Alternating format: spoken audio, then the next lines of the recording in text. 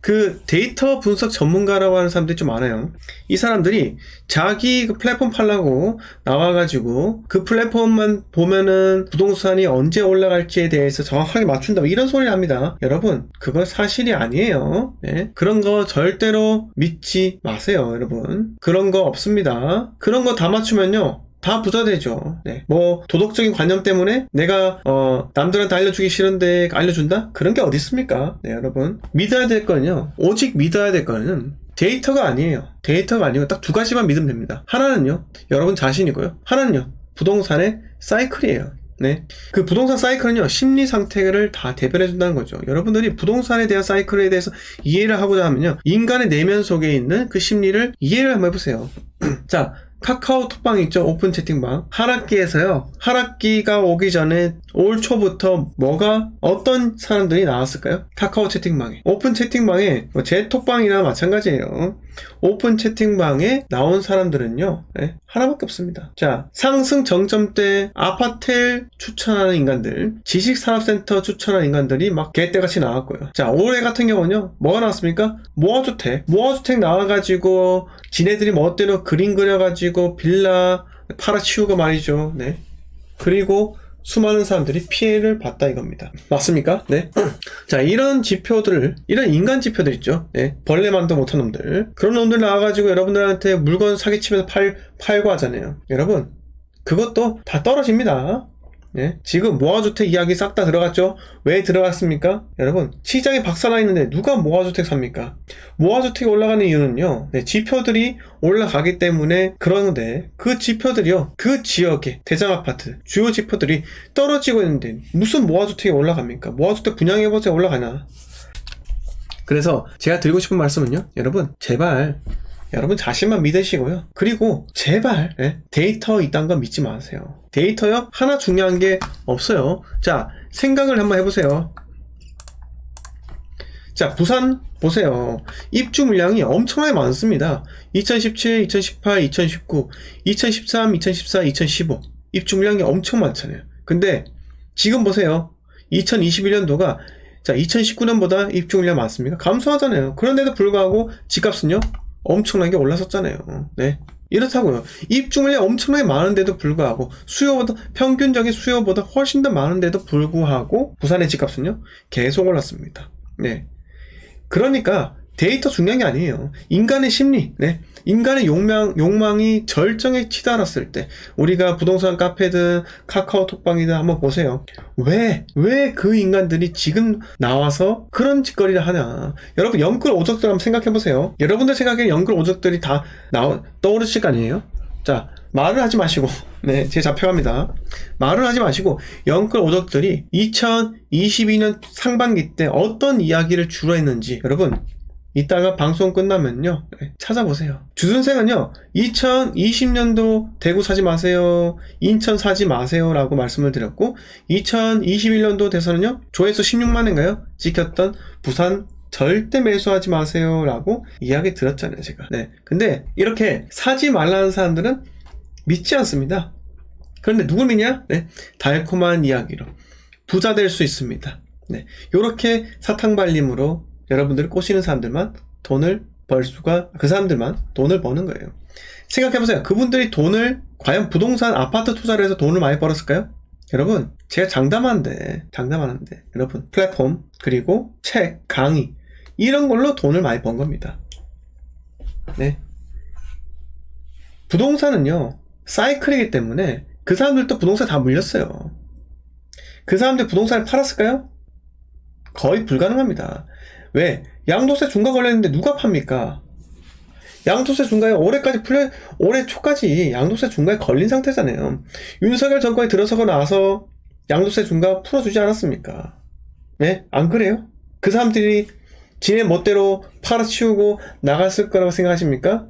여러분, 돈에 환장한 사람들요, 돈 욕심이 얼마나 많은데, 부동산요, 쉽게 팔고 못 나가요, 그 사람들. 네? 자산 60억이요? 100억이요? 그거 허상입니다. 믿지 마세요. 네? 제가 다른 컨대 말씀드릴게요. 허상입니다. 허상.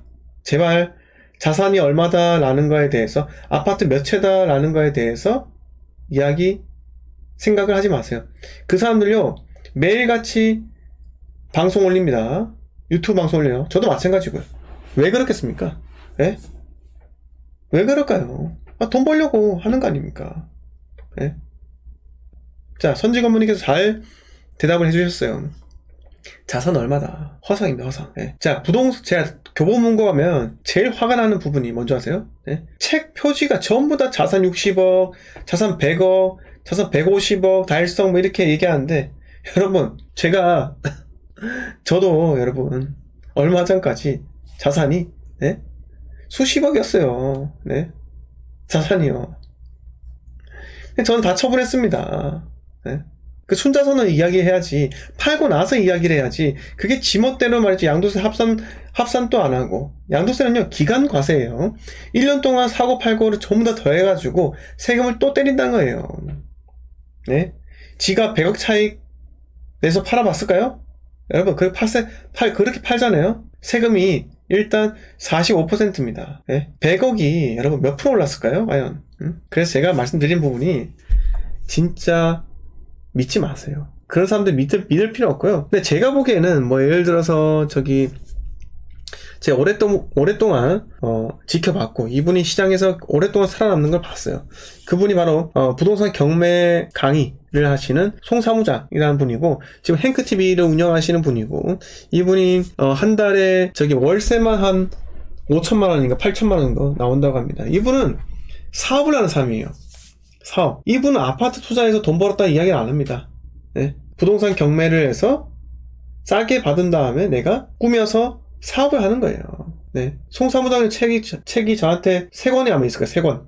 엑시트하고 송사무장의 경매 책 2권하고 이렇게 3권이 있는데, 자, 저는 그렇게 생각해요. 그런 건 가능합니다. 왜? 나의 사업적인 영역이 있다는 거예요. 네. 사업적인 영역 있는 거예요. 자, 그분이 이거예요. 경매로 지하층 상가 있죠? 근생 지하 1층에 있는 평수가 200평 네? 되는 상가 있잖아요. 그런 거 낙찰을 받으셔가지고 뭘 했나? 네? 수영장을 했대요. 그것도 키즈풀, 어린이 안전 수영장 이런 거 전문점으로. 네? 그렇게 사업적인 마인드가 있으시니까요. 그분은 인정을 하는 거예요. 인정. 그런데 여러분 아파트 투자만으로 내가 100억 벌었다? 그건 거짓말입니다. 거짓말이에요. 믿지 마세요. 네. 제가 당당하게 자신있게 이야기 드리는데 싹 다 허상입니다. 거짓말이고 그 허상을 여러분들한테 띄운 다음에 여러분들의 돈을 갈취하는 것밖에 안 돼요. 네. 그래서 믿지 마세요. 왜 안 믿냐? 그런 인간들이 인천 아파트 사라고 난리를 쳤다니까요. 네. 난리를 쳤어요. 자, 그리고 제가 하나 말씀드릴게요. 그분은 공실에 대한 리스크를 자신이 스스로 사업을 통해서 해치를 했다는 거예요. 본인이 스스로 사업하니까 리스크가 어디 있습니까? 아니 지하 1층에 그 아무도 받아가지 않는 그 상가 있잖아요. 그거 낙찰 싸게 받아가지고 거기 테니스장을 만듭니다.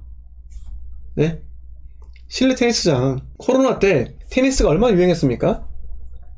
네? 테니스 옷도 이쁘잖아요. 네, 그렇게 하는 거라고요. 곰프로님께서 태양바람님 또 토지 싸게 매입 업자에게 파는 사업수단으로 접근해서 돈을 벌었지 라고 하셨는데요. 맞아요. 그게 저 무슨 옥션이죠? 네, 경매 대마왕님의 스승이잖아요. 태양바람님께서 저기가 9%고요? 구독션인가요? 9%? 9% 팁인가? 네. 그런 분들의 말을 들어보면요 내공이 있어요. 확실하게. 그거는 맞습니다. 공장 싸게 낙찰 받아가지고 가꿔가지고 되판다.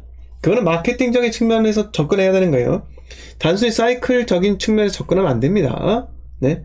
근데 생각을 해보세요, 여러분. 그런 거는 자, 강조하는 게 있어요. 9%네. 죄송합니다. 구독신 아니죠? 네. 자, 굽네 치킨 아닙니다. 네. 자, 그분들이요. 자세히 보세요. 네. 유치권, 법정지상권 막 이야기해요. 근데 그분들은 그거를 강조하는 게 아닙니다. 네. 기본적으로 유치권은 해결해야 될 부분이다. 기본적으로 법정지상권이든 그냥 지상권이든 뭐든 현황상 도로 맹지 이거는 기본적인 공법상으로 해결해야 되는 부분이다. 본질적인 부분은 그게 아니다 라고 분명히 말씀하고 있어요. 네. 그분들이 이야기하는 본질적인 부분이 뭘까요? 그분들이 시장에서 오랫동안 살아남는 본질적인 게 무엇일까요? 부동산 시장에서. 자, 생각해보세요. 부동산 시장에서 절대적으로 본질적인 것은 하나밖에 없습니다. 이 부동산이 오를지 말지에 대해서요. 그런데 대중들은요, 어렵게 설명해주면은 돈을 벌 수 있겠구나. 어렵게 설명을 해주고 접근하기 어려워야지 돈을 벌 수 있겠구나. 이렇게 착각을 한다는 겁니다. 맞지 않나요? 네? 자, 제가 부동산 카페든 블로그에든 글 쓰잖아요. 네? 이렇게 이야기해요, 사람들이. 그 이야기 나도 하겠다. 제가 영상으로 올리잖아요. 이런저런 이야기 하잖아요. 그 이야기 나도 하겠다. 이런 댓글들이 정말 많이 달립니다. 근데 생각해보세요. 여러분, 쉽게 설명해 주는 게, 네, 일타 강사입니다. 네? 어렵게 설명해줘도, 네, 이해 못하면 끝이에요. 부동산 시장 상황을요, 쉽고 재밌게 설명을 해야지, 일타 강사지. 그리고 백날 어렵게 강의를 해서, 네, 여러분들이 못 받아들이면 그게 무슨 강의고 글이고 합니까? 네. 세상에서요, 제일 잘 팔리는 책이 뭔지 아세요? 여러분, 세상에서 가장 잘 팔리는 책이 뭘까요? 무슨 책일까요? 성경 말고요. 네. 성경은 특정 종교인들한테 많이 팔리잖아요. 네. 뭐 오랫동안 그 깊은 역사는 있는데 성경은 일단, 바이블은 일단 제외하고요. 자, 이솝우화죠. 이솝우화. 여러분들이 이솝우화를 왜 봅니까? 네? 이솝우화를 왜 봐요? 그죠, 동화책이에요. 쉽기 때문에 보는 겁니다. 쉽기 때문에. 애들이 왜 이솝우화를 지금까지 보는 줄 아세요? 제가 어릴 때도 이솝우화였고요. 제 부모님 어리실 때도 이솝우화였어요. 예? 왜일까요? 쉬우니까. 쉬우니까. 접근하기 쉬우니까. 부동산에 대해서 마찬가지예요. 쉽고 재미있게 이야기 드리고 그걸 상대방이, 독자가, 시청자가 받아들이면요, 그 장땡입니다. 네? 너무 여러분들도 혹시 제가 이렇게 말씀드리면은 뜨끔하시는 분들 계실 겁니다. 그동안 내가 부동산에 대해서 너무 어렵게만 접근하려고 하지 않았나. 재개발, 재건축에 매몰되어 가지고 뭐 추가 분담이 어쩌고, 간평이 어떻고, 뭐 이 재개발 구역 안에 간평 차익이 어떻고, 이딴 거에 내가 매몰되지 않았나 생각을 해보셨으면 해요. 네? 재건축, 재개발, 네, 그런 공법적 리스크, 그런 거 우리가 알 필요가 없습니다, 여러분. 네. 재개발, 재건축이요, 중요한 건 사이클이에요. 바닥일 때 사면 되고, 기다리면 오릅니다. 네. 그런 게 중요한 거지. 도대체, 왜 여러분들은, 아니, 제 생각해보세요. 재개발한 구역 안에, 자, 저기 그림 한번 그려볼게요. 이걸 가지고 지가 뭐 잘났다라고 이야기 하시는데, 자, 재개발 구역이 만약에, 요렇게 사각형이 딱 쳐요.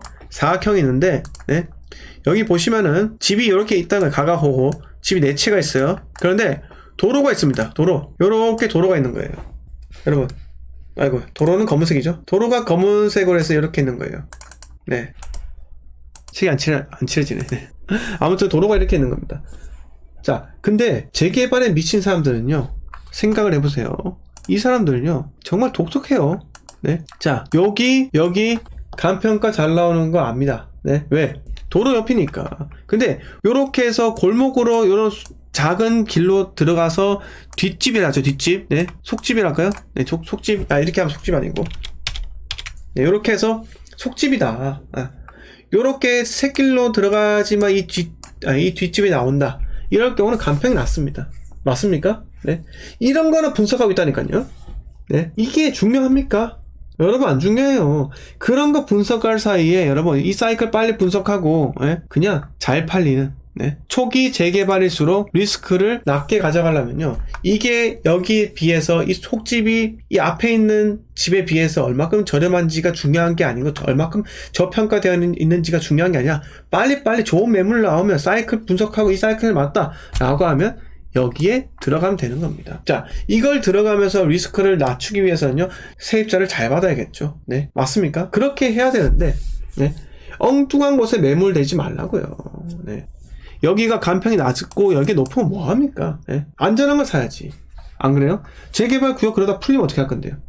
안 팔려요. 네, 그럴 경우는 좋은 게 중요하다니까요. 저평가된 게 중요한 게 아니라, 네, 제발 여러분, 한 번 더 말씀을 드릴게요. 재개발, 재건축 별로라는 말이 아니에요, 비전님.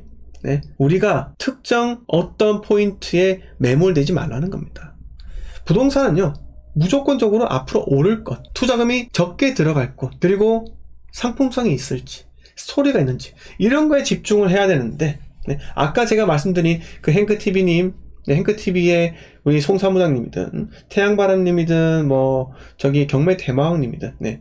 이분들의 공통점, 네. 그분들은 상품을 갖고서 상품을 팔 줄 안다는 겁니다. 네. 그래서, 부디, 여러분, 제가 말씀드리는데, 부동산의 공법적인 측면 너무 매몰되지 마시기 바랍니다. 네. 부동산의 중요한 건요, 앞으로 오를지, 말지, 내릴지, 어떻게 될지, 그런 거에 집중하는 게 더 중요하지 않겠나 라는 생각이 들고요. 적당하게 벌세요. 적당하게. 너무 욕심부리다가 다 물려가지고 나오지 못하고 있잖아요. 네. 저처럼 적당하게 벌고 나오고 한 채만으로 만족하시고요. 실탄을 확보한 다음에 기다리세요. 예금 금리 얼마나 높습니까? 지금 5% 아니에요. 네. 5%에 딱 넣어놓고, 네. 따박따박 1억 넣어두면요 500만원 받아요. 2억이면 1000만원이에요. 네. 그렇게 해야지. 왜 올해 상반기까지 집값이 계속 올라갑니다. 인천 부동산 꺾일 리가 없습니다. 자, 인천 부동산의 미래 가지고 책도 나오죠. 네. 인천 부동산 서울처럼 따라간다 책도 나오죠. 강의 나오죠. 여러분, 그러다 싹 다 물립니다. 대구의 아파트를 투자 추천하는 인간들, 여러분 조심하세요. 그런 인간들 절대 보지 마세요. 제가 하나 더 말씀드릴게요. 하나 더 중요한 사람, 하나 더 조심해야 될 사람. 네. 부디 청약 전문가 이런 이야기 믿지도 마세요. 네. 청약 전문가요? 믿지 마세요. 그런 거 없어요.